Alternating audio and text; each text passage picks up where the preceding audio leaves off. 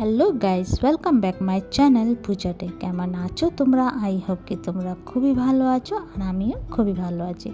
এখানে দেখো বাবুটা নিচে খেলছিল, ওই টিউশন পড়ে তারপরে একটু মিসকে যখন ছাড়তে যায় তখন গেছিলো, তো দাদু ভাইও নিচে বসেছিল। তারপরে আমি ছাদে বালকনি দিয়ে ডাকলাম, আয় পড়ালেখা করতে আছে। তো এই যে চলে আসলো, তো এখানে পড়ালেখা করছে। তো একটু বই টই পড়ছিল, আমরা পড়াচ্ছিলাম আমরা। তারপরে আমার রান্নাঘরে চলে গেলাম।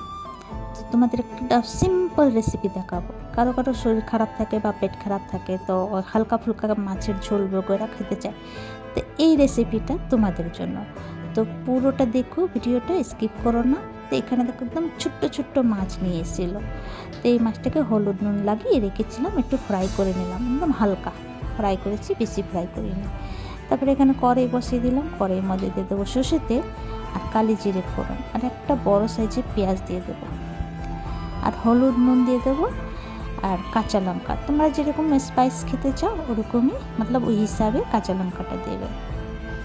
তো দিয়ে এই যে পেঁয়াজটাকে গোল্ডেন ব্রাউন করতে আছে, একটু ভেজে নিতে হচ্ছে ভালো করে। এর মধ্যে কোনো মশলা যাবে না, একদম সিম্পল রেসিপি, খেতে এত টেস্টি হয়, মানে কী বলবো, খুব ভালো লাগে খেতে। অনেক বুজুর্গ মানুষ তেল মশলা খেতে চায় না, তো এইভাবে একবার রেসিপিটা বানিয়ে দিও, ভীষণ ভালোবাসবে। তারপরে আমি ঠান্ডা জল দিয়ে দেবো, একদম ঠান্ডা জল দিয়ে ভালো করে ফুটিয়ে নেব। যে ফুটে যাবে তারপরে যে মাছটা দিয়ে দেব, মাছটা দিয়ে ভালো করে একটু ফুটিয়ে নেব, ঢেকে ঢেকে ফুটাবো। আর তারপরে ধনে পাতা দিয়ে দেবো। এই মাছের ঝোল আমার মা খুব ভালো বানায়, খুব টেস্টি করে বানায়, খুব ভালো লাগে খেতে। তো চলো, এখানে দেখো ফুটে গেছে, এবার নামিয়ে নেব। তো এই যে মাছের ঝোল রেডি। এই মাছের ঝোলের নাম হচ্ছে মরিচ কাটা ঝোল।